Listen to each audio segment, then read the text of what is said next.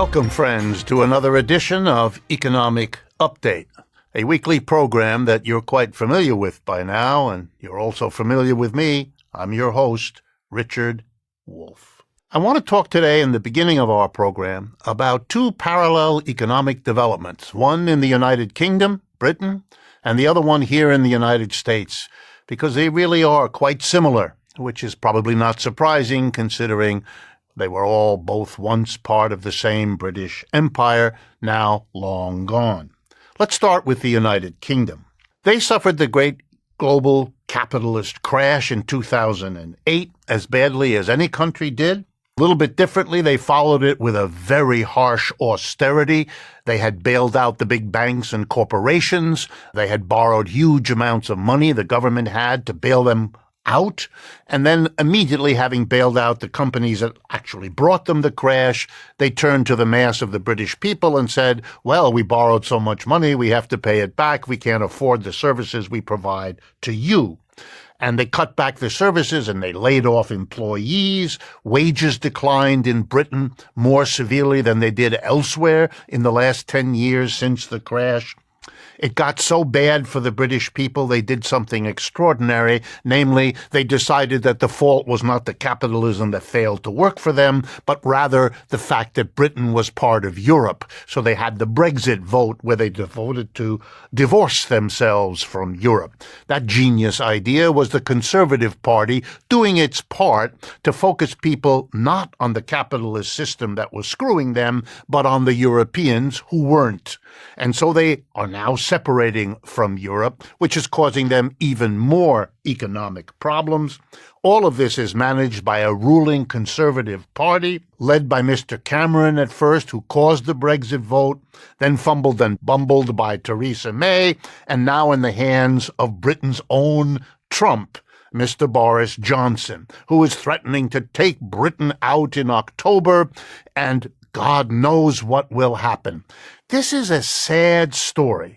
It is a story of capitalism's decline in England and the inability of the people who lead it to face that reality and try to cope with it, but instead to engage in a real program of denial, blaming immigrants, how popular these days, and Europeans, how nice to blame foreigners. Notice, immigrants and foreigners are the problem, and you rail against them, and you leave them, and you expel them, and you imagine that this is going to solve the problem of a declining capitalism. The tragedy of it is that the decline is only getting worse, and the British people, deep in their souls, know it, and they're going to have to make big changes, or they're going to go down with it. Now let's shift to the United States, and you're going to see, if you haven't already, that the story is quite similar. I'll focus on Mr. Trump and the Federal Reserve. Here's the problem in the United States. We have a capitalist system, and everywhere that capitalism has existed as an economic system in a society, the same truth has shown itself over and over again. Every 4 to 7 years, this capitalism has an economic meltdown. It's called a recession, a depression, a downturn, a meltdown. The words are endless because the repetition is endless. And we're now about 9 years from the last one, 2009 and 10, which means the averages are catching up to us and we're going to revert to another recession. Everybody in the financial world knows that and knows that it's only a question of when, no longer a question of whether. And now here comes the problem for Mr. Trump, which is parallel to the problem for the conservatives in UK, who are Mr. Trump's parallel. Here's the problem. Mr. Trump is running for re-election, just as he has been doing since the day he was first elected, and having to say that the economy is great. Well, it isn't, because it's a capitalist economy about to have a nasty recession, and usually when you have had recession postponed, the postponement makes it worse. You know, like having an illness that you don't attend to gets worse if you don't attend to it. Well, capitalism has a lot of parallels with illnesses. So Mr. Trump goes around saying it's wonderful. But the reality is, as his economic advisors know, that a recession is coming.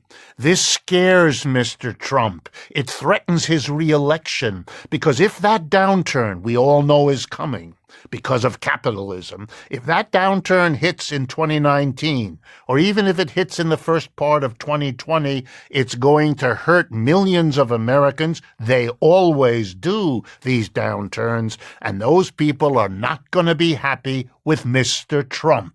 And whoever runs against him will say, hey, Mr. Trump, it's the economy, stupid, like earlier candidates have done in the same situation. So what is Mr. Trump doing? Well, he's trying to blame the economic troubles on somebody else. And he's a specialist, just like Mr. Johnson is in England. He blames, you guessed it, immigrants. Why not? And foreigners. Why not? The Chinese, you see, have been cheating us, and the Mexicans and the Canadians and the Europeans. Gee, the whole world has been just taking it out on the good old victim United States. It's a picture no other part of the world recognizes, but it sells in the U.S., or at least Mr. Trump hopes so. So he's going to blame them. But that's not enough, because this is a doozy that's coming. So he's decided to blame the Federal Reserve. You see, they should cut interest rates. By yelling about the Federal Reserve, he's already showing where the blame he hopes will go for the economic troubles. Not to him, not to his policy, not to his carrying out what capitalism wants while blaming immigrants and foreigners. No, he can now also blame the Federal Reserve. It didn't cut interest rates. And the second reason he wants that to happen is, if you cut interest rates, you make it cheaper for people to borrow, maybe he hopes, he crosses his fingers, or whatever it is that he crosses, and he hopes that maybe with lower interest rates, people will borrow more, businesses will borrow more, and maybe the economy, the downturn, will be delayed a few months, just long enough to get him to slide back into office in November of 2020. That's what's going on. Capitalism is in fact in trouble in the United States, as the extreme inequality makes evident every day, as the turmoil, everything from opioid crisis to mass shootings, gives you ample evidence. What is being done? Well, in the U.S., as in the U.K., next to nothing. Instead, we engage in denial, blaming scapegoats wherever we can find them. Immigrants, foreign trading partners, the Federal Reserve, anything but the system. Because Mr. Trump, like Mr. Johnson, are loyal servants of the status quo. Don't blame the system.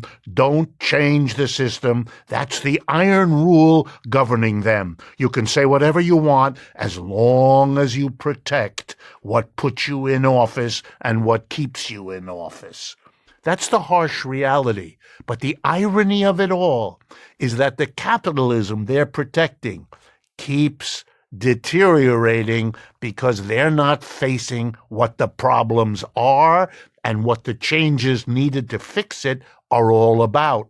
And that can only go so far. Stories of decline of societies, coupled with blindness on the part of the people who lead those societies, that always ends badly. And here's the irony that history should have shown to both the UK and the US. They were both parts of something once called the Great British Empire, upon which it was said the sun never sets because it's everywhere. Well, guess what? The people who led it lost it. It's gone, never to return, because they didn't face the realities of what it meant. And that sad story is being recapitulated right now in these two countries who pretend and hope everybody else does that what I just described is not going on. And that will end badly too. We've come to the end of the first part of this program. Please stay with us. I think you'll find the second part interesting and valuable as well.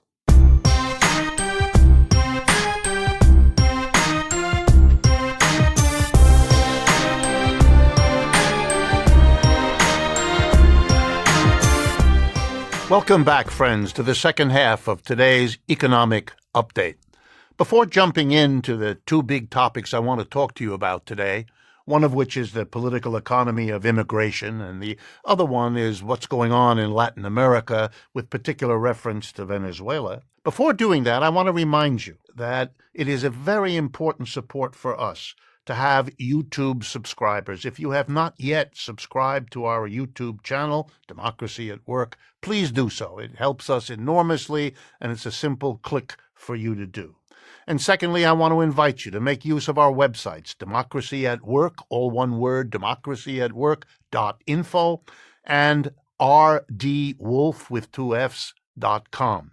There you can communicate with us, sign up to follow us on Facebook, Twitter, and Instagram.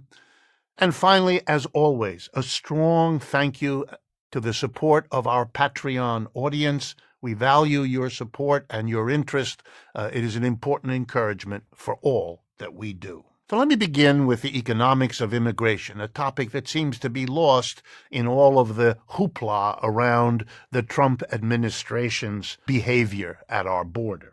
Immigration happens by and large because employers want it. They often are recruiting directly and indirectly around the world to bring workers here. Why? The basic reason is it's profitable, which is why companies do most of the things they do in a capitalist system. So they bring immigrants, sometimes educated immigrants, sometimes not so well-educated immigrants, because they're cheaper to employ than their native American counterparts. And now let's watch how this plays out. First, the Democrats. The Democrats support the employers in bringing in cheap immigrants by reading to them the imprint on the Statue of Liberty about how we as a nation welcome the poor, the tired, the hungry masses huddled around the world who want to come here. And that's how the Democrats help the employers get the cheaper labor. The Republican Party supports the capitalist employer in a different way. It works real hard to turn the native workers, watching the cheaper immigrants come in, turns the native worker against them, sees the problem as the poor immigrant rather than the employer profiting off bringing that immigrant here. If the native upset and anger at the immigrant community, moving into the school, moving into the neighborhood, moving into the jobs, bringing a different language and culture, if that boils over, then the two parties play a different role. The Democrats wave their scolding finger first at the Native Americans for being hostile to the immigrant, and secondly to the GOP, the Republicans, for a kind of racist support of all of this. The Republicans answer in again helping the employer by saying, oh, the Democrats only really support immigrants because they want their votes.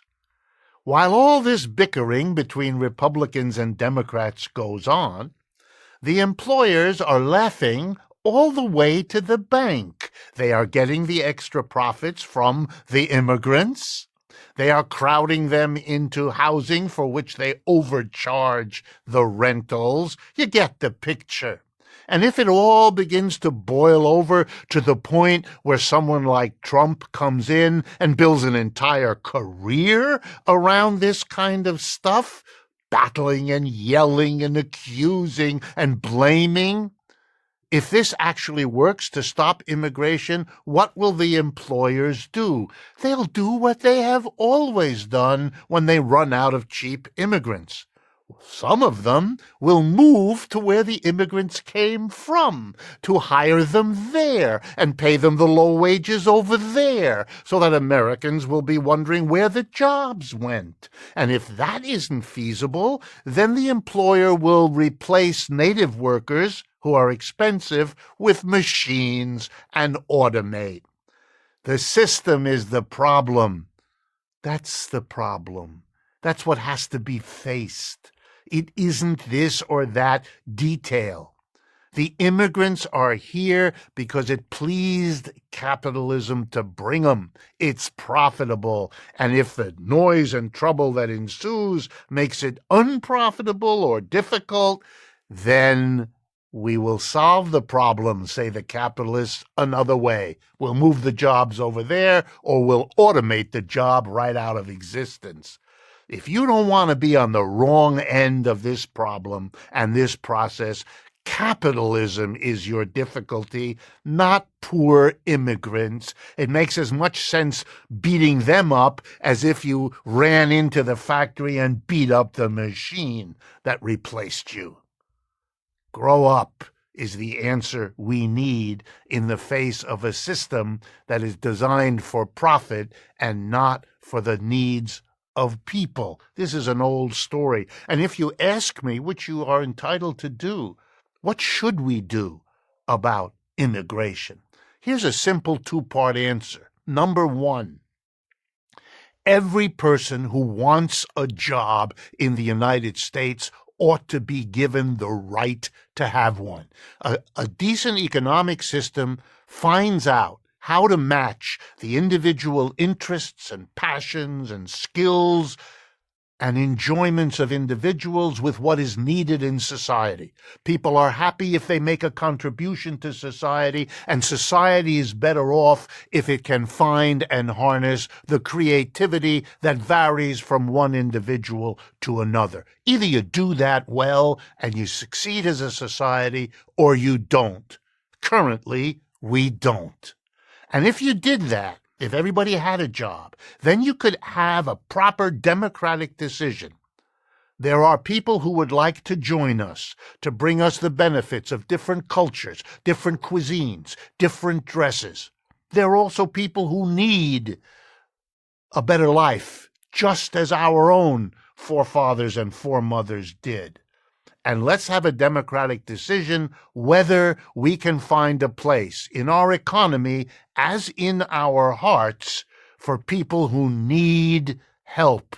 Many of us are devotees of religions that tell us that's what God wants us to do. It's remarkable how few of us seem to be listening. Let me turn now to the second major topic for today's conversation. It has to do with Venezuela. But really, the problem of Venezuela has to be put into a context. Venezuela is one of 20 countries in Latin America, Central America, South America, whatever you want to call it. Those countries have been part of the world for a long time. That means for the last 200-300 years, they've been part of a global capitalist system. They were never colonies. A few of them were, but most of them were not colonies. They had their independence once they broke away from Spain and Portugal, which were the major European countries that did try to colonize them and did colonize them early on. But they became independent countries. Their economies were capitalist. They were private enterprises by and large.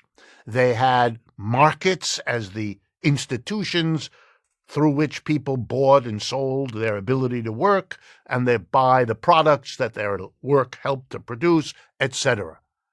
Free enterprises, private enterprises, markets. The accoutrements of capitalism.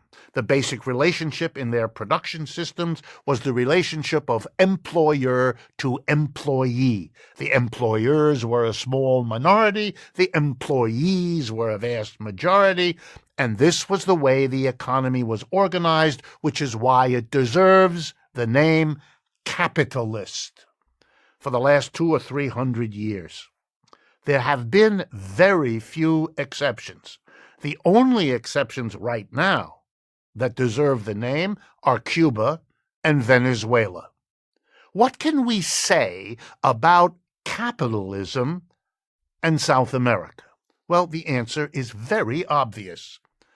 In every country, there is a small minority of very rich people, and I'm talking Mexico to Chile and everything in between. a small minority of very rich people and a vast majority of extraordinarily poor people. If you go to a major city in Brazil, South America's largest country, you will be taken, if you dare. I've done this in Sao Paulo. You'll be taken, if you dare, by a host, if the host dares, to the edges of the city where the vast majority of the city's residents live. Those areas in Brazil are called favelas. They are some of the worst slums on this planet. Every major city in Latin America and South America has huge populations of desperately poor people, people who don't really have homes or houses. They live in shacks of corrugated metal and cardboard where there's no real sewage and no real running water except on a few occasions where they all have to compete. The conditions are abominable, and they have been that way for the last 2 centuries. Capitalism develops unevenly, and one of the most glaring unevennesses are all over Latin America: Chile, Peru, Ecuador, Mexico, Honduras. It never stops. Well, what do you say about this?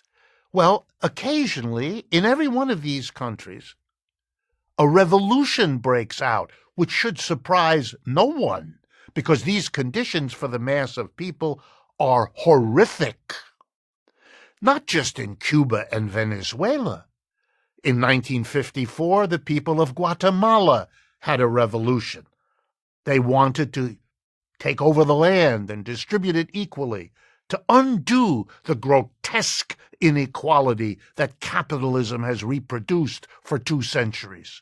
But the United States got rid of the leader, Jacobo Arbenz, and he disappeared. And I could give the story about virtually every other country. The United States has looked upon South America as its special area. We call that the Monroe Doctrine from back in the early 19th century, when President Monroe declared that this was our area and the Europeans were to keep out. It was as if one big colony for the United States, which is how the United States has dealt with those parts of the world for pretty much the rest of the period until now. So yes, in 1959, Cuba's turn. It had a revolution. And the interesting thing was, for the first time, the revolution was threatened by the United States. Indeed, like always. The attempt was made to overthrow the Cuban Revolution. Yeah, it was. 1961, Bay of Pigs. Look it up if you're not familiar with the history. But the new young leader in Cuba, a man named Fidel Castro, unlike Jacobo Arbenz in Guatemala a few years earlier, managed to survive. And his government managed to survive to the present day. In Venezuela, first Hugo Chavez and now his successor Maduro are trying to overcome, to stop the horrific legacy of what capitalism has meant in Venezuela, a resource-rich country, oil, that has nonetheless the same pattern of a minority of very rich people, a majority of very poor people, and a small middle class in between, usually one dependent on employment from the very rich at the top. People have been critical both of Cuba and of Hugo Chavez, whom the United States, by the way, also tried to overthrow at the beginning, a botched effort that was the laughingstock of the world, if you know the story. But here's the interesting point. Are there things that Cuba and Venezuela do that are worth of criticism? Of course. Have they done things that we wouldn't want them to do, that a decent society shouldn't do? You betcha. They are not perfect. They are not the solution to the human problem. And they make mistakes, sometimes big ones, and they make people suffer. All true, all true. But you are no way going to undo 2 to 3 centuries of capitalist inequality, deeply ingrained in the consciousness of your people, by making a social change that has no blemishes, has no failures, has no cruelties. That's not going to happen. We might wish it, and I certainly do. And we might say it's important to point out the mistakes that the Cubans and the Venezuelans have made and are making. Fair enough. But once you understand the context, you will understand that the big problem facing Latin America is not Cuba and not Venezuela, neither of their regimes. They don't even have the history to justify it. The history is on the side of saying the big problem of the economic backwardness, inequality, and instability of Latin America. There the credit belongs where the credit is due. It's the capitalist system that has produced and reproduced their poverty, their misery, their inequality. If that isn't dealt with, you are going to have one revolution after another, as we have already seen. The future will be as the past has been. And will the United States each time be entering and trying to stop and control what in the end will win? The demand of people for an economic system that does not perform in the future as it has in the past.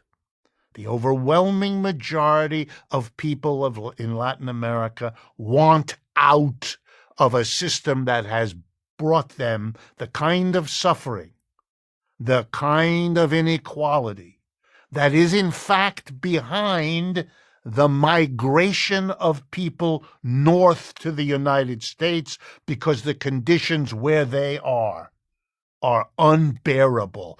That too is a product of a capitalist system brought to Latin America and South America by Europeans, left there, managed now by their own elites, their wealthy elites.